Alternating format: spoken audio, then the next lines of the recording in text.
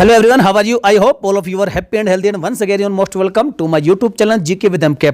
तो friends Lucent GK की 1000 प्रश्नों की हमारी जो दमदार सीरीज चल रही है उसकी ये वीडियो नंबर 2 है, सेट नंबर 2 है और प्रत्येक वीडियो में आपको 50 जीके के दमदार धुआं प्रश्न मिलेंगे और ये प्रत्येक एग्जाम के लिए मोस्ट इंपोर्टेंट हमारे क्वेश्चंस है। तो चलिए फ्रेंड्स वीडियो को शुरू करते हैं। आपको सभी क्वेश्चंस वन लाइनर मिलेंगे। तो चलिए पहला क्वेश्चन है कि चुंबकीय सुई हमेशा किस ओर इंगित करती है? तो फ्रेंड्स जो चुंबकीय सुई होती है वो हमेशा नॉर्थ डायरेक्शन की ओर ही इशारा करती है, उत्तर दिशा की तरफ ही इंगित करती है। यदि आपने कंपास कभी देखा है तो जो कंपास की सुई होती है वो चुंबकीय सुई होती है और वो हमेशा उत्तर दिशा को बताती है। यदि आपने कंपास नहीं देखा, आपके सभी के मोबाइल में एक कंपास नामक एप्लीकेशन होती है, तो आप कंपास एप्लीकेशन को खोलेगा और आप उसे लेकर कहीं भी घूम जाइएगा, हमेशा जो उसकी सुई होगी कंपास की वो उत्तर दिशा की ओर ही इशारा करती है और वो चुंबकीय सुई होती है। चलिए अगला क्वेश्चन है कि ब्लैक होल के सिद्धांत को किसने प्रतिपादित किया था? तो जो ब्लैक होल के सिद्धांत को प्रतिपादित किया था एस चंद्रशेखर ने और ये एक भारतीय थे। नाभिकीय रिएक्टर में मंदक के रूप में किसे प्रयोग करते हैं? तो नाभिकीय रिएक्टर में मंदक के रूप में प्रयोग करते हैं ग्रेफाइट को। चलिए फ्रेंड्स अगले क्वेश्चन की ओर बढ़ते हैं। अगला क्वेश्चन है कि मिश्र धातु में किस पदार्थ के मिलाने से स्टेनलेस स्टील अचुंबकीय हो जाता है? देखिए यदि मिश्र धातु में हम क्रोमियम को मिला दें तो क्रोमियम के मिलाने से जो स्टेनलेस स्टील बनता है वह आपका अचुंबकीय हो जाता है, अर्थात चुंबक का उसमें प्रभाव खत्म हो जाता है। नेक्स्ट क्वेश्चन है कि प्लास्टिक में कौन सी गैस उत्पन्न होती है? किसी भाई ने तो पहली बार ही सुना होगा कि प्लास्टिक में गैस भी होती है। तो भाई साहब प्लास्टिक में पॉलीथिलीन नाम की गैस होती है। कौन सी? पॉलीथिलीन, इसलिए हम कई बार प्लास्टिक को पॉलीथीन भी कहते हैं। चलिए अगला क्वेश्चन है कि मनुष्य के अंगों में से कौन सा हानिकारक विकिरण से सर्वाधिक सुप्रभाव्य है? कहने का मतलब है मनुष्य के अंगों में से ऐसा कौन सा अंग है जो हानिकारक विकिरण से सबसे अधिक प्रभावित होता है? तो वो मनुष्य की आंख होती है। चलिए अगला क्वेश्चन है, क्वेश्चन नंबर 58 है कि एमनियोसेंटोसिस एक तरीका है जो बताता है क्या? भ्रूण के लिंग को अर्थात भ्रूण के लिंग की जांच की जाती है एमनियोसेंटोसिस प्रक्रिया के माध्यम से। किस अभिलेख में रुद्रदामन प्रथम की विभिन्न उपलब्धियों का वर्णन है? तो जूनागढ़ अभिलेख में रुद्रदामन प्रथम की सारी उपलब्धियों का वर्णन है। प्राचीन नगर तक्षशिला किन दो प्रमुख नदियों के बीच था? तो जो तक्षशिला नगर था वह सिंधु तथा झेलम नदियों के बीच था और वर्तमान में यह कहां पर है और इसे किस नाम से जाना जाता है? आप हमें कमेंट करके बताइएगा। नेक्स्ट क्वेश्चन है कि मौर्य काल में शिक्षा का सर्वाधिक प्रसिद्ध केंद्र कौन सा था? तो वो था तक्षशिला, जो कि मैंने आपको पिछले क्वेश्चन में बताया है। मुद्रा राक्षस नामक पुस्तक के लेखक कौन थे? तो मुद्रा राक्षस नामक पुस्तक के लेखक थे विशाख दत्त जी। नेक्स्ट क्वेश्चन है कि महात्मा बुद्ध का महापरिनिर्वाण कहां पर हुआ था? महापरिनिर्वाण का मतलब है कि उनका स्वर्ग में सिधारना अर्थात परलोक सिधारना कहलाता है महापरिनिर्वाण, और यह हुआ था आपका कुशीनगर में। कुशीनगर आपका उत्तर प्रदेश में। चलिए अगला क्वेश्चन है कि गुलाम वंश का प्रथम शासक कौन था? गुलाम वंश का प्रथम शासक था कौन? कुतुबुद्दीन ऐबक। एतमाउद्दौला का मकबरा आगरा में किसने बनवाया था? तो एतमाउद्दौला का मकबरा आगरा में बनवाया था नूरजहां ने। महमूद गजनवी के साथ भारत आने वाला प्रसिद्ध इतिहासकार कौन था? तो महमूद गजनवी के साथ जो भारत आया था प्रसिद्ध इतिहासकार उसका नाम था अल बरूनी। चलिए अगले क्वेश्चन की ओर बढ़ते हैं। अगला क्वेश्चन है कि खानवा के युद्ध में कौन पराजित हुआ था? तो फ्रेंड्स खानवा के युद्ध में पराजित हुआ था आपका राणा सांगा। और ये किससे पराजित हुआ था? ये आपका बाबर से पराजित हुआ था, बाबर से। चलिए अगला क्वेश्चन है कि भक्त तुकाराम कौन से मुगल सम्राट के समकालीन थे? तो जो भक्त तुकाराम थे वो जहांगीर के समकालीन थे। समकालीन मतलब इनके समय पर थे। चलिए हल्दी घाटी का युद्ध किस वर्ष में हुआ था? तो हल्दी घाटी का युद्ध हुआ था आपका सन 1576 ईस्वी में। और ये किन किन के बीच हुआ था? तो भाई साहब आप कमेंट करके ठोकेगा फटाफट से। नेक्स्ट क्वेश्चन है, बड़ा दमदार प्रश्न है कि हड्डी से हड्डी का जोड़ क्या कहलाता है? तो फ्रेंड्स हड्डी से हड्डी का जोड़ कहलाता है आपका लिगामेंट्स। चलिए नेक्स्ट क्वेश्चन है कि एनीमोमीटर से क्या मापा जाता है? तो एनीमोमीटर से मापा जाता है आपका वायु की गति को, वायु की स्पीड को। भारतीय संविधान की 8वीं अनुसूची में कितनी भाषाओं का वर्णन है? मैंने एक क्वेश्चन बहुत बार पढ़ाया भाई साहब। तो 22 भाषाओं का वर्णन है भारतीय संविधान की 8वीं अनुसूची में। अगले क्वेश्चन की ओर बढ़ते हैं कि अजातशत्रु किसका पुत्र था? अजातशत्रु पुत्र था बिंबिसार का। और लाफिंग जो गैस होती है, लाफिंग गैस, उसका रासायनिक नाम क्या है? तो नाइट्रस ऑक्साइड अर्थात N2O ही जो है लाफिंग गैस का रासायनिक नाम है।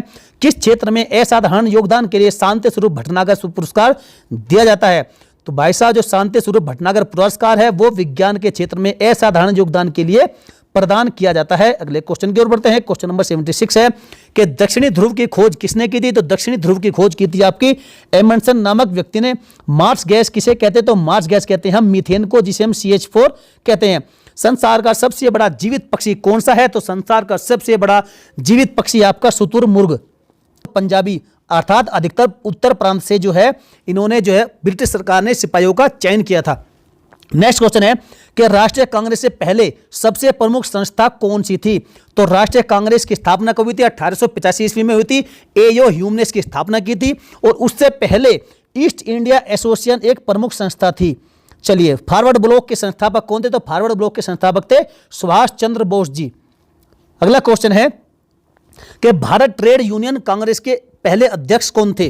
तो भारत ट्रेड यूनियन कांग्रेस के पहले अध्यक्ष थे लाला लाजपत राय। रोलेट एक्ट कब पास हुआ था? तो रोलेट एक्ट पास हुआ था आपका 1919 ईस्वी में।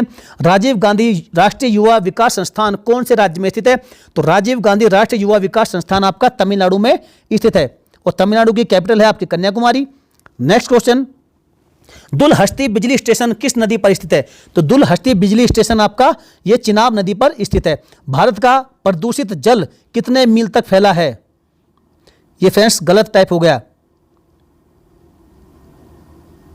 प्रादेशिक, इसे आप प्रादेशिक करिएगा। यहां पर भारत का जो प्रादेशिक जल है वो आपका 12 समुद्री मील तक फैला है। खादर मिट्टी किस तरह के मैदानों में पाई जाती है? तो खादर मिट्टी बाढ़ के मैदानों में पाई जाती है। अगले क्वेश्चन की ओर बढ़ते हैं। अगला क्वेश्चन है भारत का सबसे बड़ा जलप्रपात जोग जलप्रपात किस नदी पर स्थित है?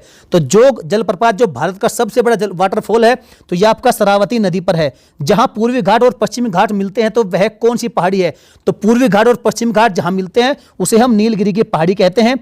चलिए, अगला क्वेश्चन है कि वायुमंडल के ओजोन परत की मोटाई नापने वाली इकाई कौन सी है? तो वायुमंडल के ओजोन परत की मोटाई नापने वाली इकाई है आपकी डॉप्सन। डॉप्सन में ही इसकी मोटाई की परत की मोटाई को नापा जाता है। अगला क्वेश्चन है क्वेश्चन नंबर 90 कि विश्व में केले का सबसे बड़ा उत्पादक देश कौन सा है? तो विश्व में केले का सबसे बड़ा उत्पादक देश हमारा प्यारा भारत है। विज्ञान के किस क्षेत्र में आप व्हाइट डॉर्फ के बारे में सीखेंगे? यह क्वेश्चन आपका बहुत बार पूछा गया है और विज्ञान का वह क्षेत्र है व्हाइट डॉर्फ के बारे में सीखने वाला कौन सा? खगोल शास्त्र के माध्यम से सीखते हैं व्हाइट डॉर्फ के बारे में। और व्हाइट डॉर्फ क्या है तो फ्रेंड्स किसी और वीडियो में आपको बताऊंगा क्योंकि समय ज्यादा लग जाएगा। संविधान सभा की प्रारूप समिति के में सदस्यों की संख्या कितनी थी? तो 7 सदस्य थे संविधान सभा की प्रारूप समिति में और इसके अध्यक्ष थे डॉक्टर भीमराव अंबेडकर जी। अगला क्वेश्चन है कि किस पंचवर्षीय योजना के दौरान आपातकाल लगाया गया था और नए चुनाव हुए थे और जनता पार्टी चुनी गई थी? तो वह थी आपकी 5वीं पंचवर्षीय योजना के दौरान आपातकाल लगाया गया था, नए चुनाव हुए थे और जनता पार्टी चुनी गई थी। फर्रुखाबाद किसके लिए प्रसिद्ध है? फर्रुखाबाद उत्तर प्रदेश में है और यह हाथ की छपाई के लिए फेमस है। उत्तर प्रदेश में किसान भाई योजना किस वर्ष लागू की गई थी? देखिए फ्रेंड्स, जो उत्तर प्रदेश का एग्जाम कोई भी दे रहे हैं तो फ्रेंड्स उनके लिए तो ये महत्वपूर्ण प्रश्न है जितने भी उत्तर प्रदेश संबंधित क्वेश्चन होते हैं। तो उत्तर प्रदेश में जो किसान भाई योजना है ये बहुत बार पूछा गया क्वेश्चन, ये 1992 ईस्वी में लागू हुई थी किसान भाई योजना। चलिए अगले क्वेश्चन की ओर बढ़ते हैं। अगला क्वेश्चन आपका इस प्रकार से है, क्वेश्चन नंबर 96 है कि भोपाल गैस त्रासदी किस गैस के रिसाव से हुई थी? शायद मुझे बताने की आवश्यकता नहीं है, आप सभी को मालूम है कि मिथाइल आइसोसाइनेट नामक गैस के रिसाव से हुई थी आपके भोपाल गैस त्रासदी, जिसमें हजारों लोग जो है मारे गए थे। नेक्स्ट, प्रजातीय विविधता को आंकने के लिए किन मापकों का प्रयोग किया जाता है? तो देखिए ये 2 प्रकार के मापक होते हैं, शेनन विनर इंडेक्स और सिम्पसन इंडेक्स। इन दोनों इंडेक्सों का प्रयोग किया जाता है प्रजातीय विविधता को आंकने के लिए। पर्यावरण शब्द की उत्पत्ति किस भाषा के शब्द से हुई? तो पर्यावरण शब्द की उत्पत्ति आपकी फ्रेंच भाषा के शब्द से हुई है। अगला क्वेश्चन है क्वेश्चन नंबर 99 कि चरागाह को पंपास कहां पर कहा जाता है? मैंने आपको पहले भी पढ़ाया है कि जो पंपास होते हैं वो दक्षिण अमेरिका में पाए जाते हैं, पंपास घास के मैदान। यदि दक्षिण अमेरिका आपके विकल्प में नहीं रहा तो आपके विकल्प में या तो उरुग्वे होगा या फिर अर्जेंटीना होगा। नेक्स्ट क्वेश्चन है कि भारत की विदेशी मुद्रा का सर्वाधिक भाग किस पर खर्च होता है? तो भारत की विदेशी मुद्रा का सर्वाधिक भाग खर्च होता है पेट्रोलियम के आयात पर। देखिए फ्रेंड्स, इस 99 क्वेश्चन में मैंने आपको बताया कि जो उरुग्वे या फिर अर्जेंटीना, यदि चूंकि ये दोनों ही देश कहां पर है? दक्षिण अमेरिका महाद्वीप में है और इन दोनों देशों में सबसे अधिक विस्तार है पंपास घास के मैदान का। इसलिए यदि दक्षिण अमेरिका या तो मिलेगा विकल्प में या फिर आपको अर्जेंटीना मिलेगा या फिर उरुग्वे मिलेगा।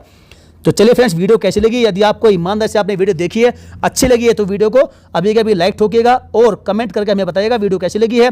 और फ्रेंड्स अपने सभी दोस्तों में इसे शेयर कर दीजिएगा और जिसने अभी तक चैनल को सब्सक्राइब नहीं, सब्सक्राइब करके बेल आइकन को जरूर प्रेस करिएगा। तो चलिए फ्रेंड्स, मिलेंगे फिर किसी नेक्स्ट और दमदार धुआंधार वीडियो में। जय हिंद, वंदे मातरम।